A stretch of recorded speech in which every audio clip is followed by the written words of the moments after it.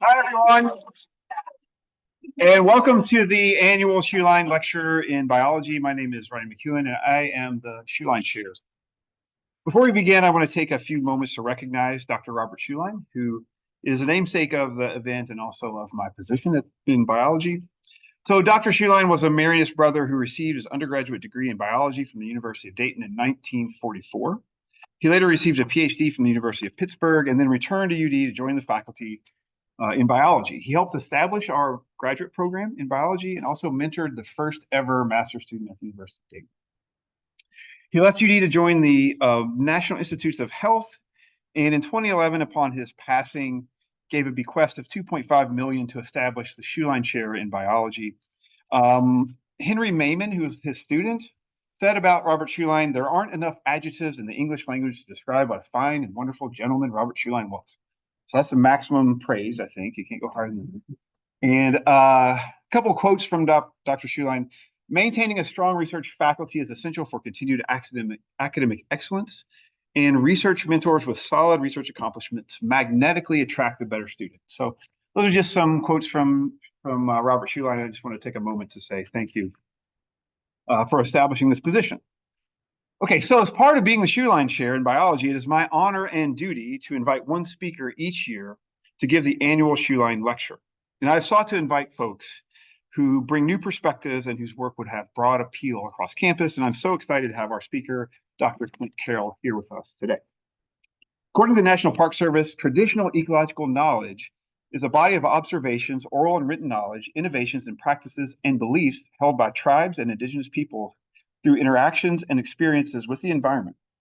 Indigenous knowledge is emphasized in the UN Global Decade on Ecosystem Restoration, and it has become increasingly important to ecologists.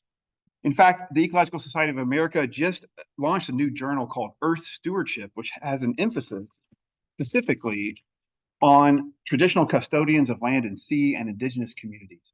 So ecologists are increasingly emphasizing traditional ecological knowledge. Indigenous knowledge represents a rich and broad tapestry of perspective and experience from across the planet and offers paradigm-shifting perspective on the ways of encountering the natural world that is non-anthropocentric largely or often. For example, humans are often seen as simple members of a broader biotic community, and other members of that community, like trees or raccoons or salamanders, have agency and are owed moral consideration. Indigenous knowledge also includes a wealth of specific and unique ecological information. So, for example, in our forests around Dayton here, there's a tree whose English name is black cherry, whose Latin name is Prunus serratina, and whose Miami name is Maqua milowiji, which translates to bear food tree. And I've known black cherry since the mid-90s, and I've been around botanists like the state botanist of Ohio, the state botanist of Kentucky. I've been around a lot of botanists and forest surveys all over the place. I've never heard anyone say anything about bears and black cherry until I learned this indigenous name. So this one name conveys a lot of ecological information about this tree species and also about the habitat that it's in. And this is just one small example, but it's easy to imagine the wealth of information that indigenous societies across the planet have acquired through thousands of years of intimate and essential interactions with nature. Thanks to the honorable work by those such as our speaker today, there is an ongoing effort to revitalize these traditional cultures and to share ideas that have great potential for changing how we see the world, how we practice ecosystem restoration in the coming decades. Our speaker today is Dr. Clint Carroll. Dr. Carroll has a bachelor's degree from the University of Arizona, a PhD in environmental science, policy, and management from the University of California, Berkeley. He was a postdoctoral scholar and then assistant professor at the University of Minnesota, Twin Cities, and then joined the faculty of the University of Colorado, Boulder, where he is now an associate professor of ethnic studies. Dr. Carroll's work focuses on indigenous strategies for environmental restoration. He is a citizen of the Cherokee Nation, and his National Science Foundation funded work has sought to memorialize Cherokee lifeways. His book, Roots of Our Renewal, born from an equal passion for scholarly inquiry and community commitment, explores Cherokee history, social organization, and ethnobotany. In his work, Dr. Carroll illuminates the teachings of tribal elders on knowing and conserving biodiversity. So I'm so happy to have Dr. Carroll here with us today, and please help me welcome him.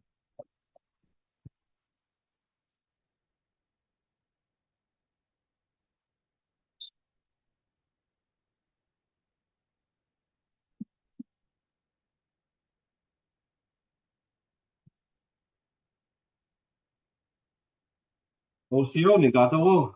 Hello, everyone. OCO. Have some former students who know how to say hello in Cherokee. Ukahati sikwanioha dawado. Really happy to be here. I'm really happy we're all here. Thank you for coming. Thank you for the introduction, the warm welcome, and for all your work in hosting, Dr. McEwen. It's really wonderful to be here. I'd like to also acknowledge and express my gratitude to the Miamia people on whose lands we're gathering today. We have a representative here. It was wonderful to meet Jared earlier today. Look forward to talking more. Okay, so I'll begin. Our changing climate made its latest headline earlier last month. According to the annual Global Climate Report from the National Centers for Environmental Information, 2023 was the warmest year since global records began in 1850. This and the many other points shown here present immense challenges for all areas of life and call for societal adaptations across the globe, including and especially among Indigenous peoples.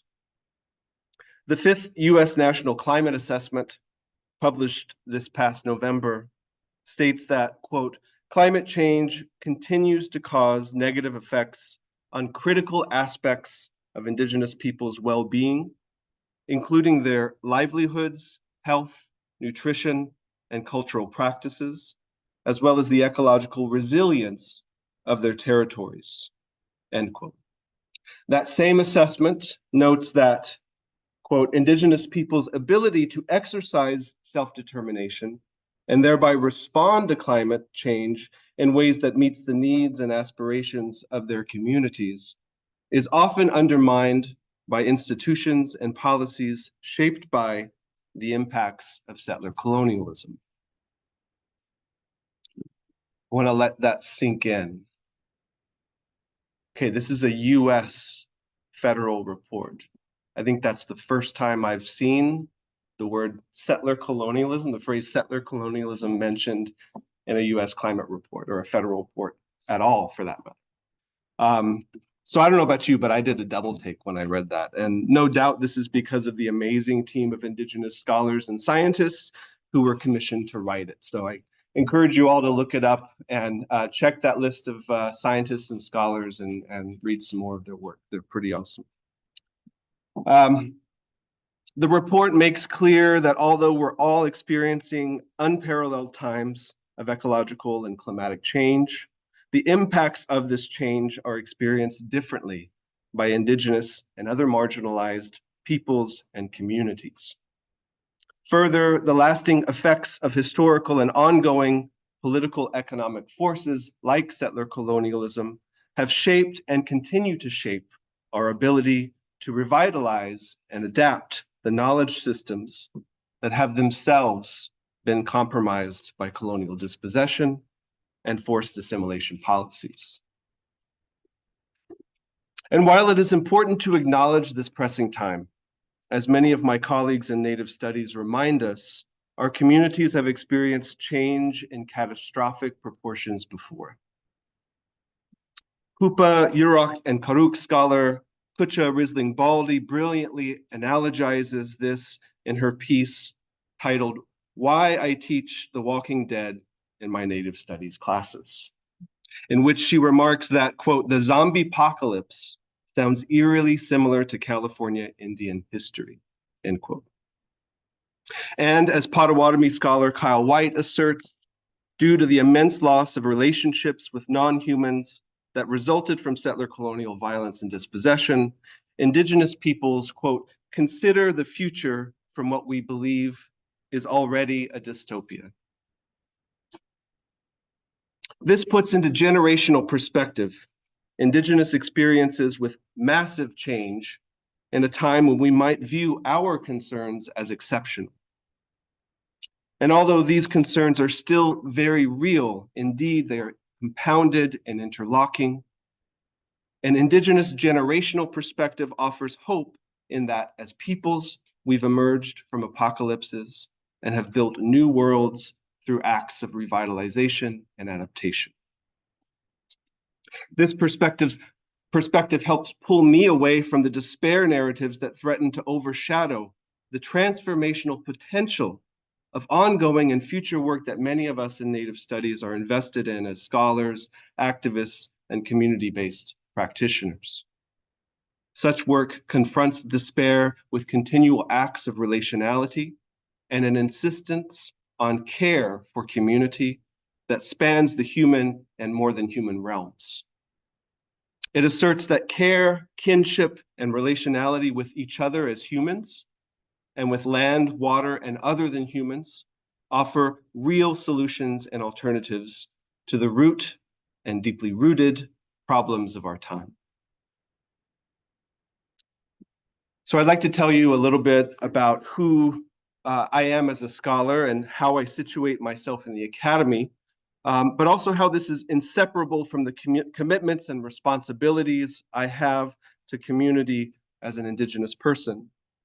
And when I say community, I'm specifically referring to the human and more than human communities here in the Cherokee Nation,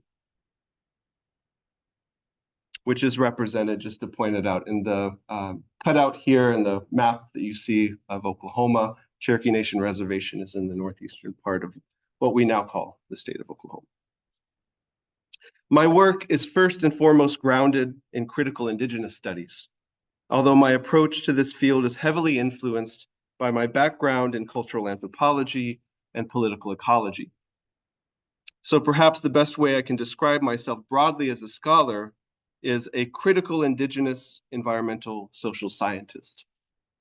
This interdisciplinary approach often finds a home within the field of Indigenous environmental studies, which I would describe as a body of scholarship defined by critical approaches to Indigenous environmental issues that centers Indigenous sovereignty and self-determination, land-based knowledge systems, or what we typically refer to as Indigenous science, and practices of land stewardship that we might gloss as ecological sustainability. A crucial element in Indigenous studies is framing the concepts we use in our native languages, as much of our epistemologies are linguistically embedded. I'm not a fluent Cherokee speaker, but I have a hard time finding a translation for some of the key words of our time. For example, sustainability. There's a word that might fit, but not in a straightforward way. Elders I've worked with in Oklahoma have talked about the work we do to perpetuate Cherokee plant knowledge as Nawat Asquango Doti. The translation they gave me for this was keeping the medicine going. To me, this encapsulates what we mean when we say sustainable, to keep something going. And yet, Asquango Doti could have numerous interpretations. If you look it up, it can mean to preserve or to store. The root of the word can also be a part of the word for amazement or wonder. Asquango histi or utsquanikt, something that is amazing. To hold something in amazement or wonder is to want to preserve or to save it.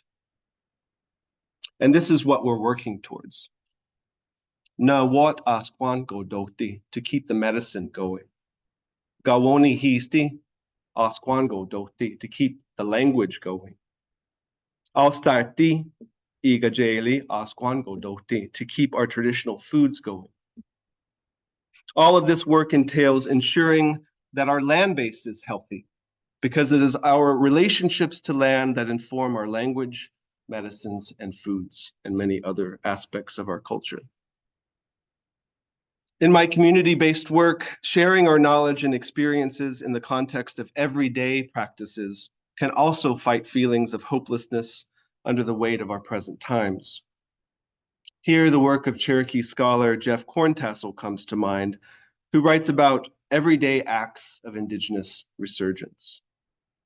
He and his co-editors of the book bearing that title write, quote, "Indigenous nations and communities are strengthened and perpetuated by the everyday actions that express and nurture their relationships to lands, waters, language, sacred living histories, and the natural world." What does it mean to know the land? What are the responsibilities that come with that knowledge? How does enacting this knowledge in the everyday present us with possibilities for ways forward that can counteract colonial obstructions to self-determination? In many Indigenous communities, we strive to enact rootedness despite histories of uprootedness. This applies to my distant ancestors, recent family history, and individual lived experience. As someone who grew up outside of and now lives far away from my tribal community in Oklahoma, rootedness is something I struggle to enact in the everyday. I find that practicing Cherokee language at home with my daughter to be a crucial act, as well as growing our heirloom seeds in our backyard garden every season. And yet I've had the privilege of going home in numerous ways. I am fortunate to do the work that I do with Oklahoma Cherokee communities and knowledge keepers. And through this work, I've had the opportunity to learn about how our people have managed to remain rooted despite our collective history of forced uprootedness. We have to do something to honor the spirit of this land. This is something my elder and spiritual leader, Schuellein Smith, said many years ago in the course of my work in Oklahoma, and it stuck with me. In the process of maintaining an Indigenous identity, our ancestors established new relationships to place. In doing so, they took on and passed to us the responsibility to act as caretakers of this new place they found themselves in. To honor the spirit of the land is the foundation for keeping the medicine going. It speaks to how Schuellein views this work as a matter of upholding relationships with the non-human world, with place, and with the creator or spirit. Doing this entails passing on the gifts that the creator gave Cherokees, embodied in both the ancient knowledge that remains from the homelands and the new knowledge that Cherokees received and developed after their arrival in the Western lands. It entails maintaining the responsibility to act as caretakers of a place that, while it is not the homeland, is nevertheless a homeland. To forget the knowledge and practices that tie the people to the land would be to ignore or disgrace its spirit. This would result in the loss of a key component of Cherokee cultural identity, leading to psychological distress and spiritual chaos. To honor the spirit of the land is to acknowledge and act on the responsibilities that come with being Indigenous, despite being displaced from our original homelands. As Stephen Feld and Keith Basso write in their volume, Senses of Place, quote, "Indeed, displacement is no less the source of powerful attachments than our experiences of profound rootedness."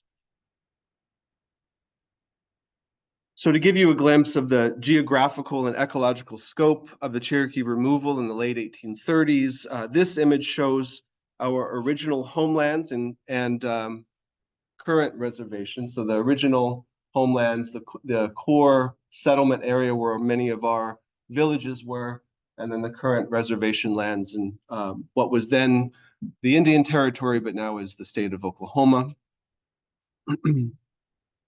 And this is layered over predominant ecoregions and US state boundaries. It's about 800 miles between the two, and many Cherokee people were marched at gunpoint in the winter of 1838, 1839, after being rounded up by the US military and held in meagerly provisioned and unsanitary stockades. Thousands of Cherokees died along the Trail of Tears, many of whom were elders and children. In addition to losing many of our knowledge keepers, Cherokees lost access to a significant number of plants we used for tools, food, and medicine. The Southern Appalachian Mountains are remarkably diverse botanically, with over 130 species of trees, 1,500 species of flowering plants, and over 4,000 species of other plants. In his comparative study that focused specifically on the effects of Cherokee removal, scholar Alfred Vick notes that Cherokees lost access to over 1/3 of the plants they once knew and used in the homelands. And so, although the landscape bears striking resemblance to the homelands, Cherokee cultural lifeways were severely impacted after removal. And here again is just an image to contrast the landscape of the westernmost extent of the Ozark Mountains with the previous image of the Smoky Mountains. This removal and loss, as framed by Yuchi scholar Dan Wildcat, was just the first of 4 removals for many Native people. In a second act of removal, the allotment policy of the late 1800s divided and privatized tribal lands.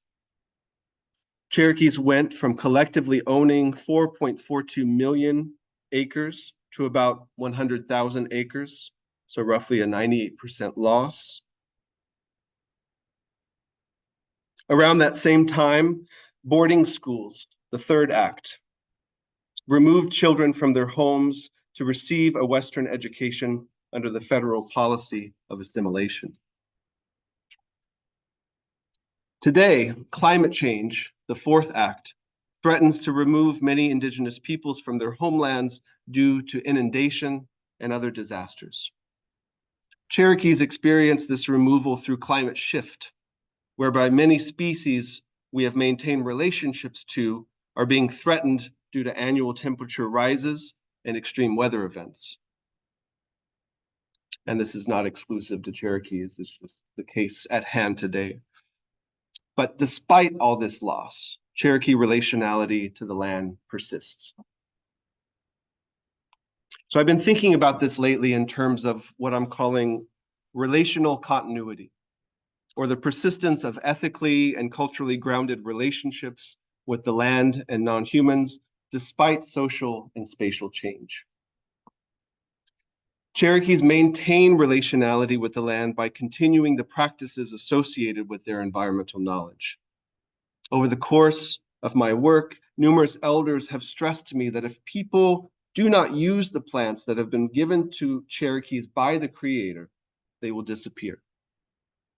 This philosophy assumes that proper, respectful use of plants for medicine, foods, and crafts contributes to the well-being of plant communities, and conveys that with respectful use comes the practice of beneficial stewardship responsibilities. It also demonstrates the mutuality of being in relation with. For example, we might understand a plant, animal, or river to say, I will give to you, and you can use me. With this use, you will help me or others of my kind flourish. In this light, we can view Indigenous adaptations through time as enacting technologies of relationality.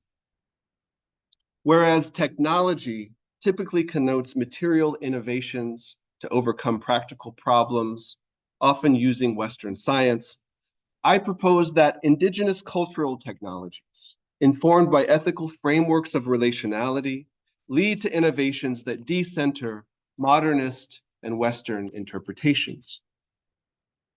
Cherokees used technologies of relationality to make sense of the social and geographical changes that resulted from removal and therefore were able to maintain their place as Cherokees in relation to other beings and lands.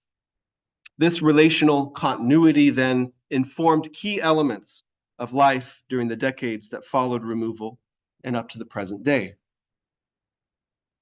Viewing Indigenous agency through this lens invites us to approach persistence and innovation as a matter of cultural continuity, maintaining an Indigenous outlook on the world in the face of drastic changes in circumstances and place. Further, this approach pushes us to reconsider not only how we view the role of technology, but how we understand that which constitutes technology itself. Indeed, perhaps what our societies need today more than ever is an understanding of how cultural technologies can work to counteract dominant technocratic narratives of control over and management of the earth, and instead to reinforce our roles and responsibilities as kin. In this light, rather than what we might fix with machines and inventions, the world could refocus on how, as humans, we can maintain, or in many cases reestablish, our relationships to the other beings of the earth that position us as good relatives rather than adversaries.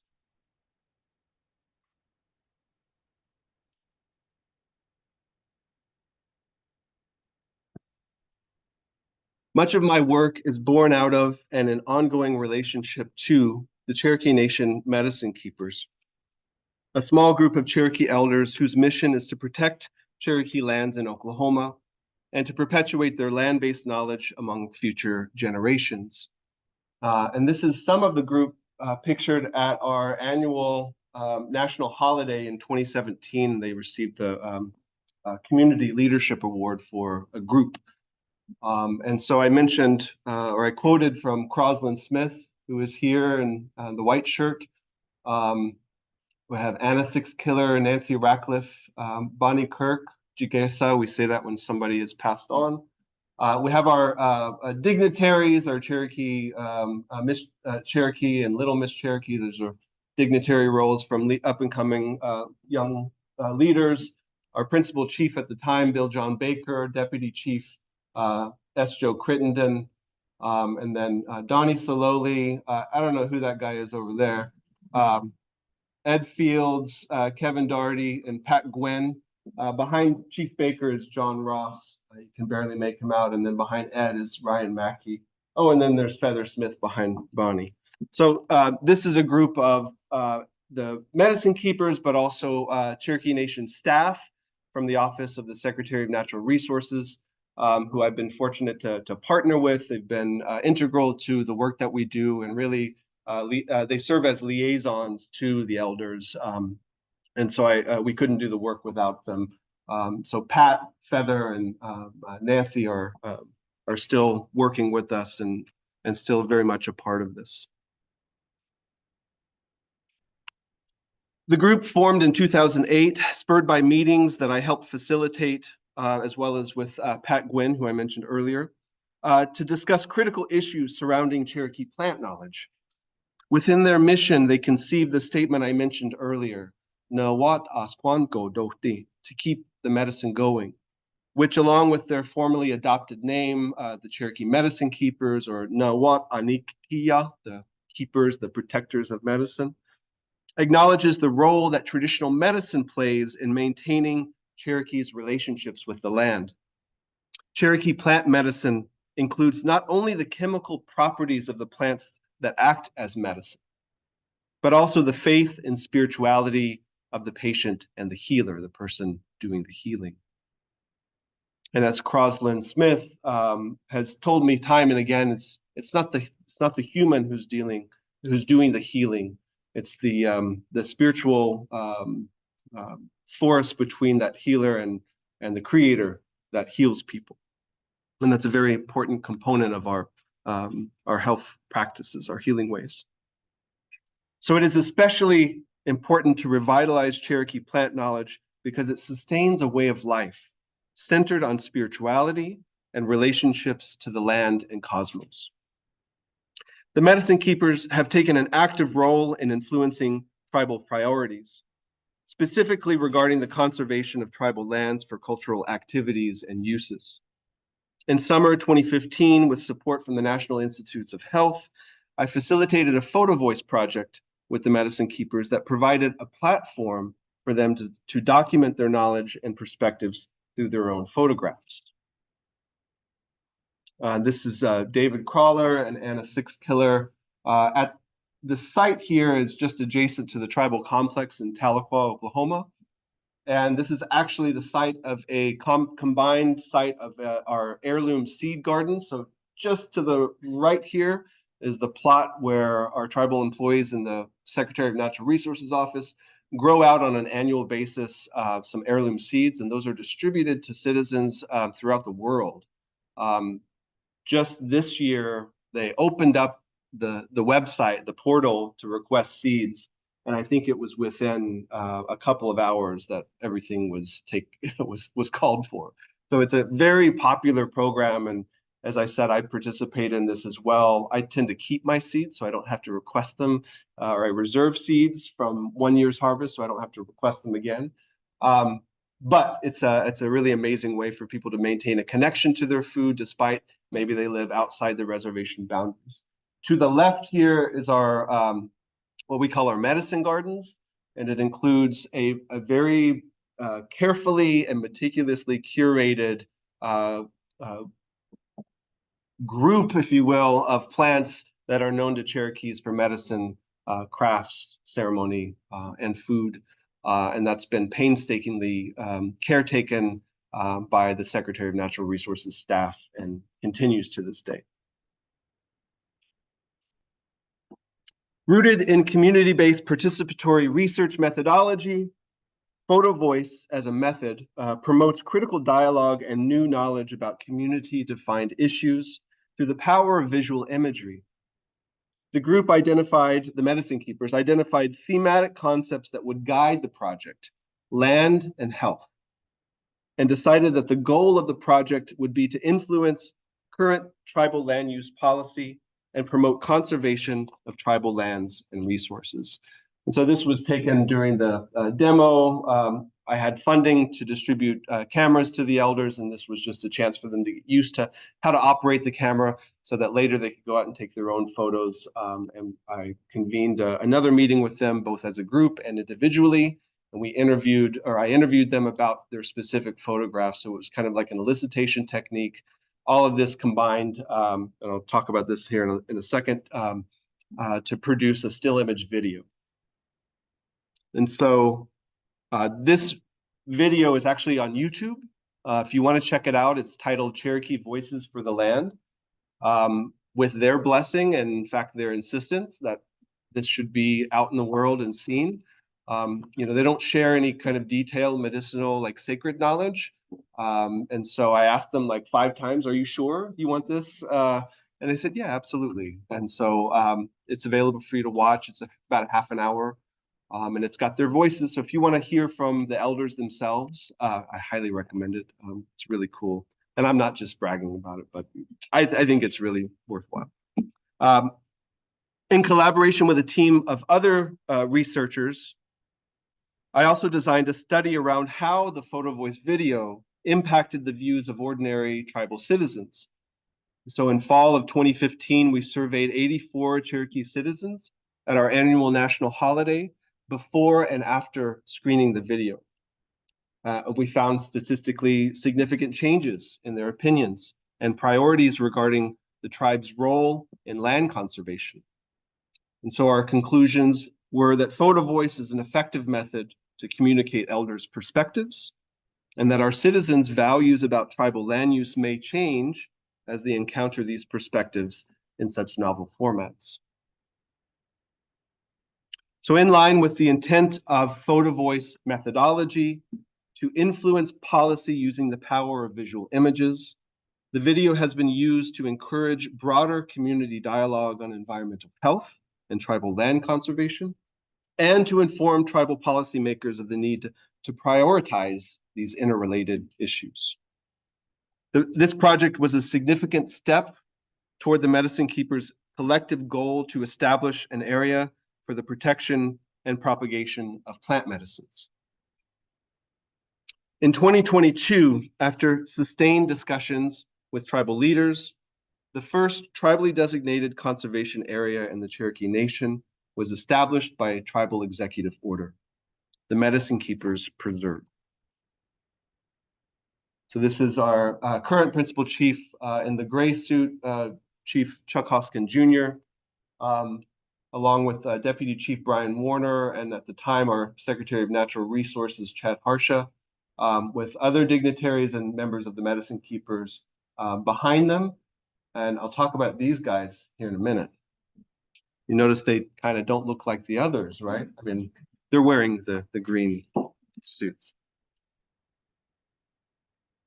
This coincided with the establishment of a gathering agreement with Buffalo National River in northern Arkansas, another project we had been working on since 2014 that allows permits for Cherokee people to gather select plants within the park boundaries. These two acts, commemorated in this same publicity event, have laid a foundation for the continuation of this work, protecting places where the elders can teach their knowledge to younger generations, and gaining access to other protected areas in which Cherokees can sustainably gather plants that may be hard to find or non-existent within the reservation due to both geography and climate change. And this here is just an image of the, it's a portion of the Medicine Keepers Preserve. And I wanted to highlight it because it's beautiful, but also in the syllabary up here, this is the way that we write Cherokee. It expresses how the elders feel about this place. And so the English word for this that we can just use as a shorthand, or the phrase, is the Medicine Keepers Preserve. It has it's a trust tract, so it's a tribal trust land designated, which is complicated in terms of the definition, but essentially the federal government holds the title on behalf of the Cherokee Nation, but it's essentially tribal land. What this translates to, or what it says, is Nawatohi Yadana Woti'i, which means the peaceful place of medicine. And so I just wanted to point that out as a way to, as a kind of window into how we might think about translation when it comes to English versus Cherokee.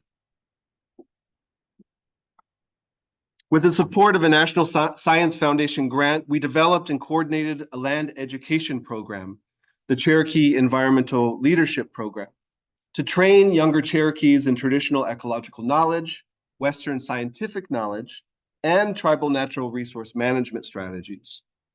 The 5-student cohort worked with the Medicine Keepers and tribal biologists over the course of 4 years to learn how to identify and prepare traditional foods and medicines, and to conduct biological surveys on tribal lands for the future expansion of conservation areas. And they also participated, they were all college age, so some were actually in their master's programs. Some were just recently, seniors, sophomores in university pursuing their undergraduate degree. But they also helped, they assisted me as research assistants on a team. And I won't have a lot of time to talk about this today. It's another component of this grant that is the community-based research project. And that project, we focus mainly on access, as the previous points that I've made have expressed. There's a lot of issues in terms of people being able to get to places because of the sheer impact of allotment on Cherokee people on the reservation. So we were asking Cherokee people how they navigate this and wanting to learn from their experiences and figure out ways to ameliorate them or encourage policymakers to establish more conservation areas that are close to those communities. But nonetheless, the students got experience in social science research methods, Western science, and Cherokee science, as well as the Cherokee language. And all of the Medicine Keepers are fluent speakers.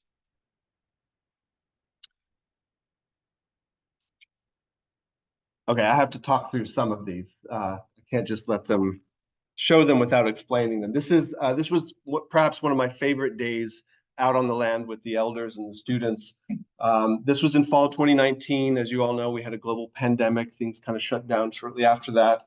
But this was really, I would say, about 2 years into the program, 1.5 years.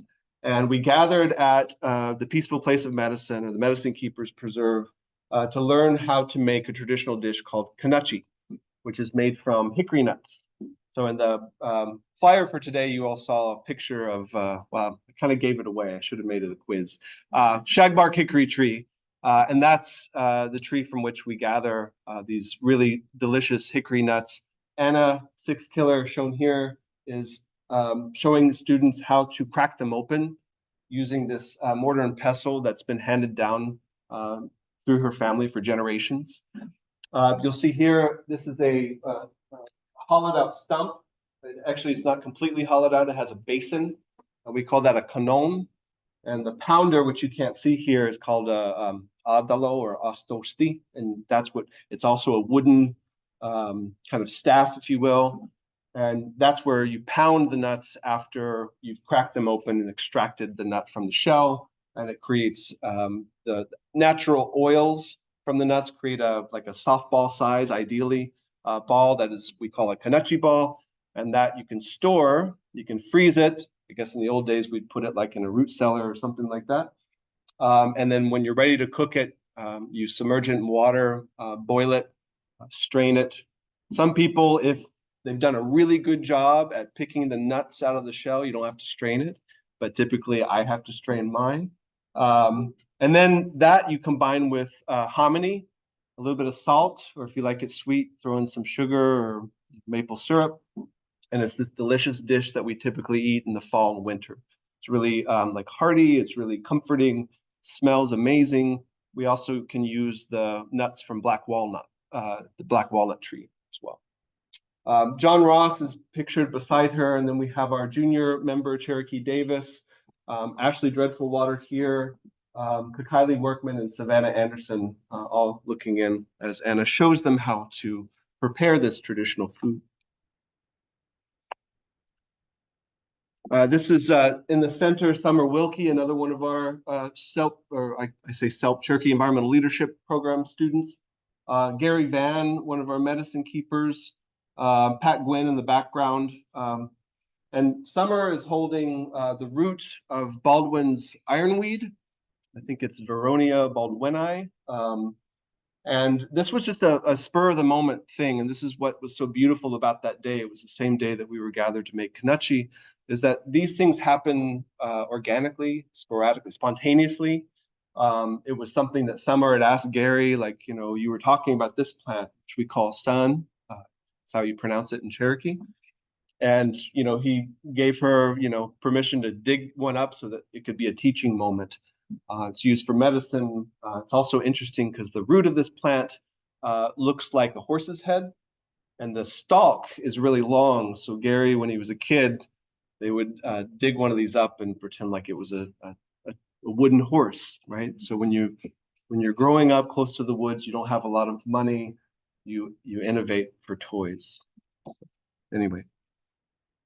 This is John Ross. He's talking about the tree. Okay, I'll make this a quiz. Anybody identify this tree? What's that? Nope. Right next to him here. Yeah. I think that's a white oak behind him, if I'm not mistaken. But this one here, I know it's tough because, you know, the picture's not super focused and it's hard to determine from the bark. It's a wild cherry, so kind of, well, it's what Ryan was talking about earlier. So he's telling them about the wild cherry tree and its preparation for medicine. And we use the inner bark in combination with 3 other barks to make a tonic, or it's actually a cough medicine. So I guess more of an expectorant. Let's see if I have others. Oh yeah, and this was during our kickoff meeting. We're walking the land. Pat Gwynn, who I mentioned before, is our tribal biologist. Just like a walking encyclopedia and plant identifier extraordinaire.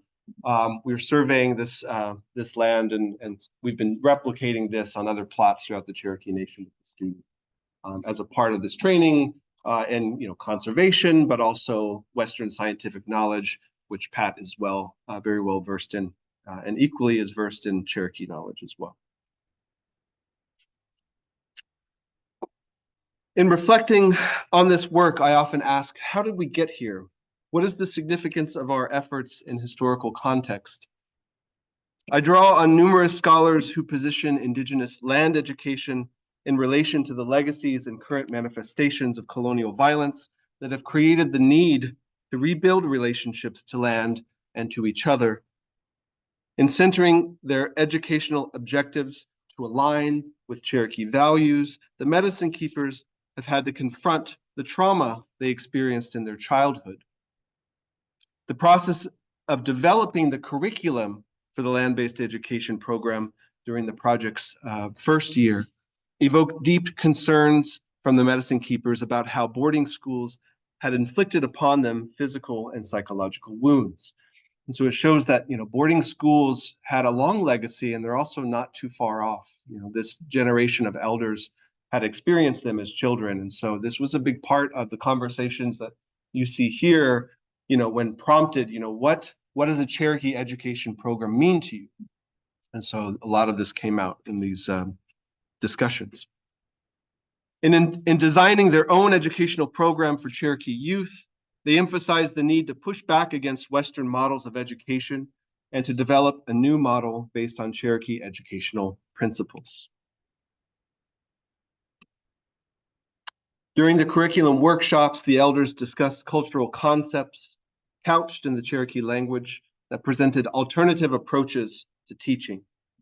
For example, you'll see in point 2 or principle 2, the word glossed as teach me in Cherokee, "Squayohaga," is more accurately translated as show me, which conveys both a sense of trusting receptiveness as opposed to forceful instruction and hands-on experiential elements to learning. Another principle that arose, and perhaps the most important, was the need for laughter, storytelling, and good-natured joking to create a space for camaraderie and pleasure in this process. And that's the last principle, having a good time. Ali heli ji dasti, so enjoyment. Also, if we work together, we'll get somewhere, we'll get something done, implying kind of a communalism, but also a sense of building new and alternative futures. And then the first one, of course, Nigada Gusti Dada Ni. We are all related, including us as people, as humans, as well as our other than human relations, the land, water, and others. Tewa scholar Gregory Kahete writes, quote, "Learning comes from being related, and being related brings learning. With this focus, we teach and learn in the context of relationships, kinship, community, and natural world. We learn as communities. Indigenous learning is communal," end quote. His view of Indigenous learning evokes Kutcha Risling Baldy and Melanie Yazzi's term radical relationality, which articulates an Indigenous feminist framework of care and kinship among all beings. Indigenous land education is one way of enacting radical relationality that can mend severed relationships between Indigenous people and non-human beings, and that works to restore traditional practices that embody foundational ethics, values, and teachings. I'll just leave it on this to look at while I finish up here. I'll be wrapping up. Since their inception, the medicine keepers have continually played a role in internal struggles over the question, what is our relationship to a land as displaced people? The Cherokee Nation faces complex challenges of economic development, healthcare, education, and housing for a tribal citizenry of over 360,000. I think it's upwards of 400,000 now, often operating with significant constraints in funding that in turn affect budget priorities. And yet the medicine keepers have consistently asserted that tribal land conservation for cultural uses would contribute significantly to community health and well-being, in addition to maintaining land-based knowledge and practices. These visions of the future place Indigenous relationality with land and non-humans at the center. So in closing, and to attempt to tie this all together,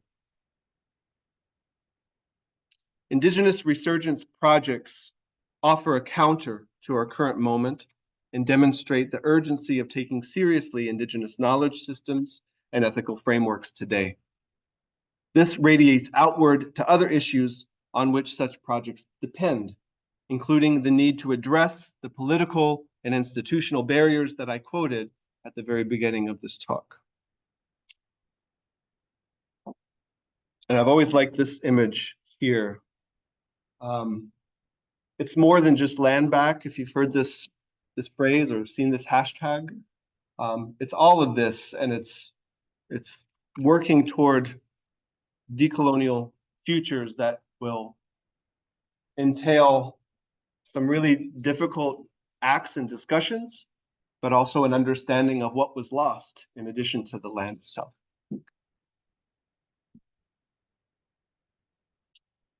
This also requires that Indigenous communities remain vigilant and innovative in their approaches to sustainability and health. We must use all our adaptive, cultural technologies to insist on alternative futures in which Indigenous nations can fully enact their relationality with a sentient and living land in radical solidarity with all peoples.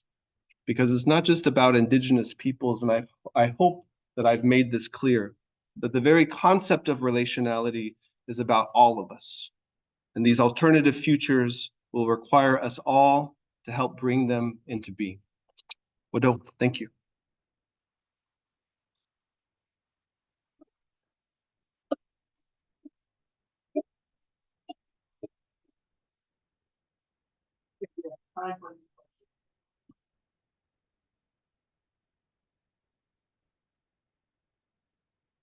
Take your time because I'm going to drink a lot of water. Yeah, hi. Thank you.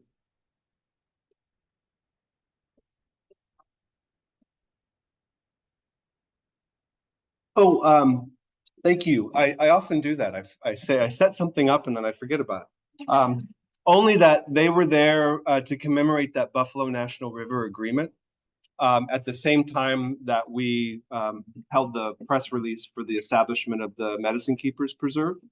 And so that was what I was trying to point out, and then I followed up by explaining what that was. That was why I pointed them out as people who looked, peculiar because they were all dressed in their National Park Service outfits. Yeah. What role are they playing? Mhm. Are they playing?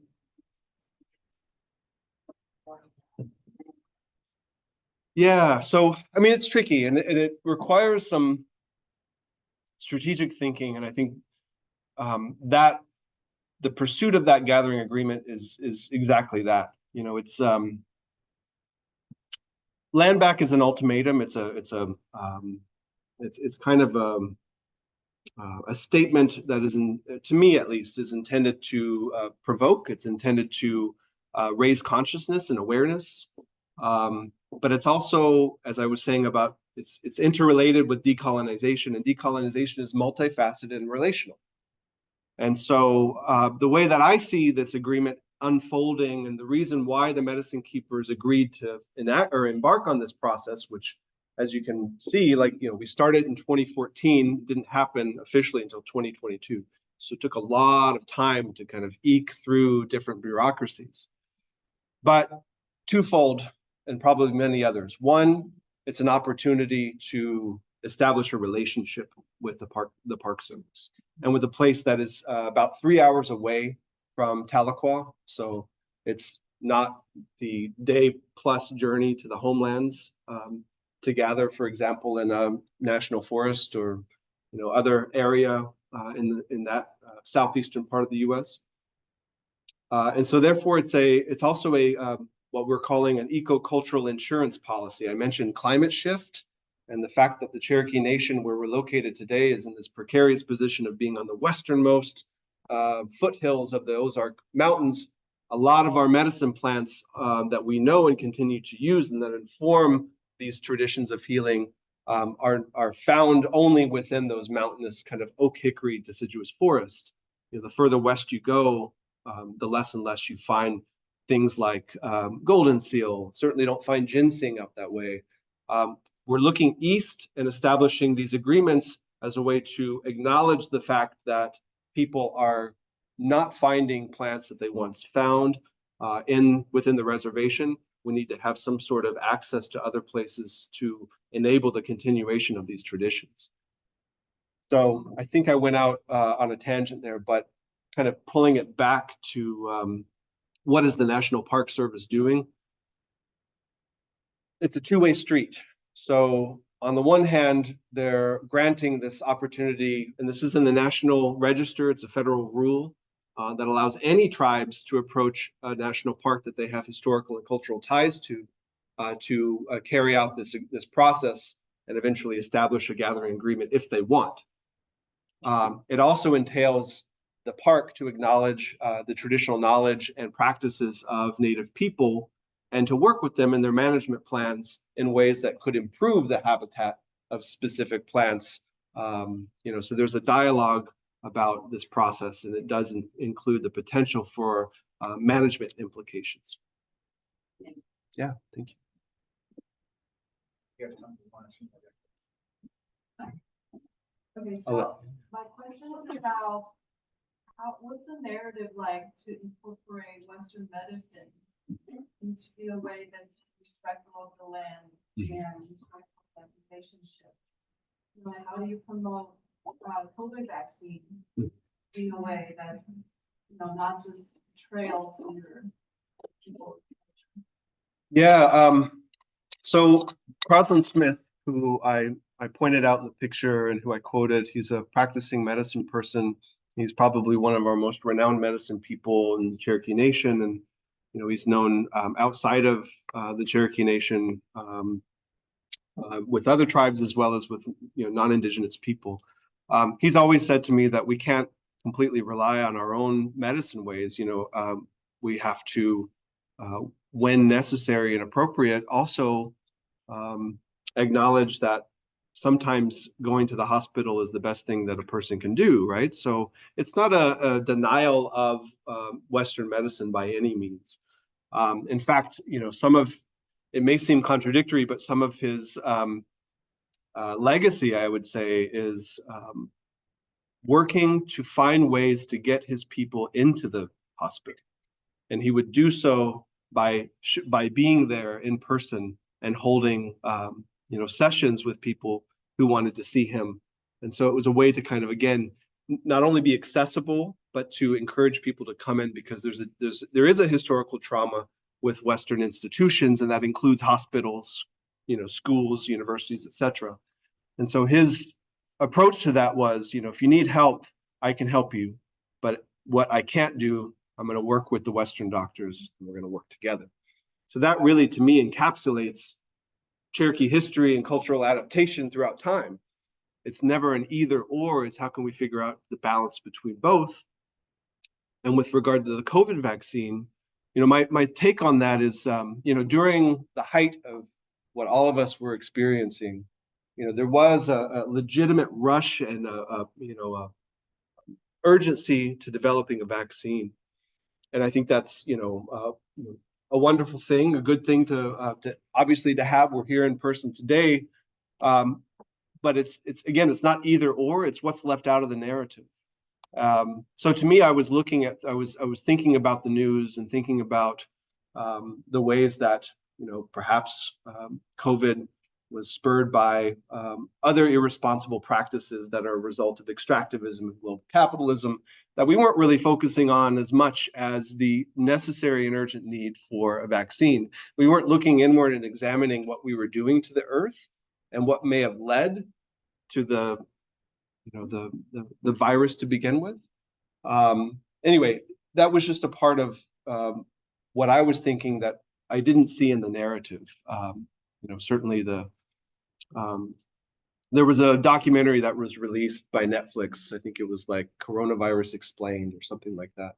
And it was very informative, but again, it wasn't critical of, global practices of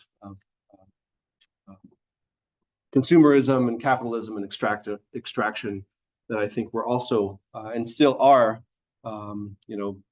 elements of what we take for granted that we need to be critical of.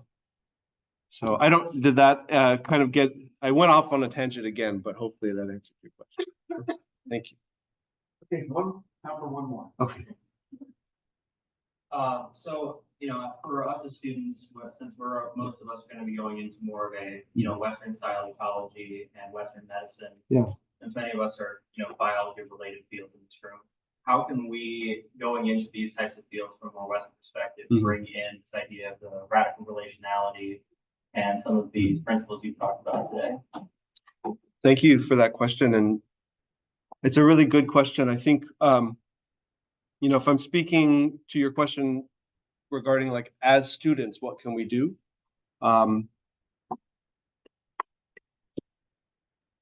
Speaking from the heart, talk to your department curriculum committee, talk to your individual professors, the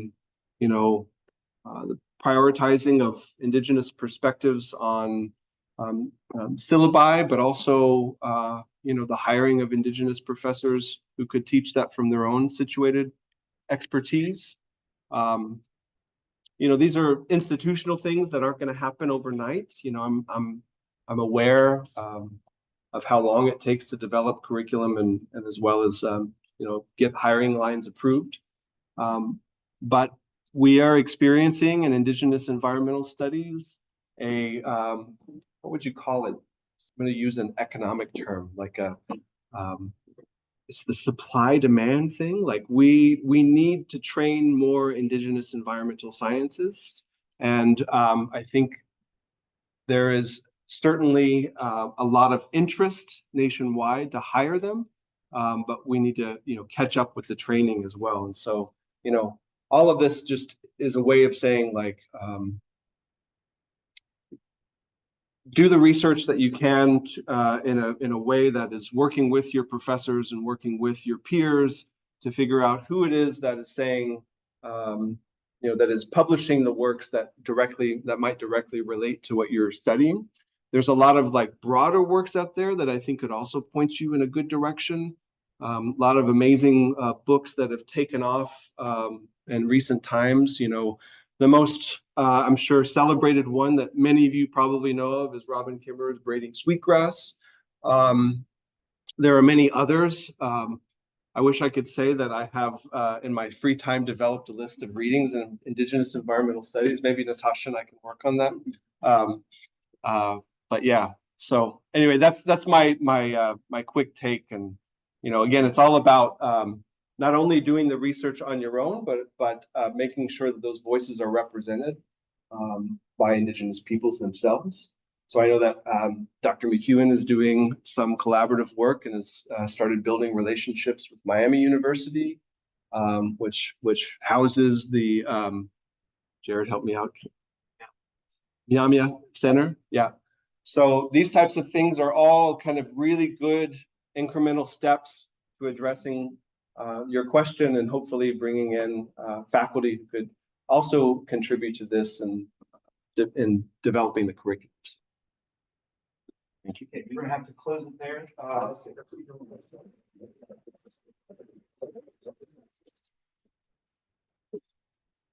Okay, just now we're gonna have a soiree out here, so everyone's invited. You can come and chat with the speaker, and there'll be some refreshments. Just go out the door and take a right here in the.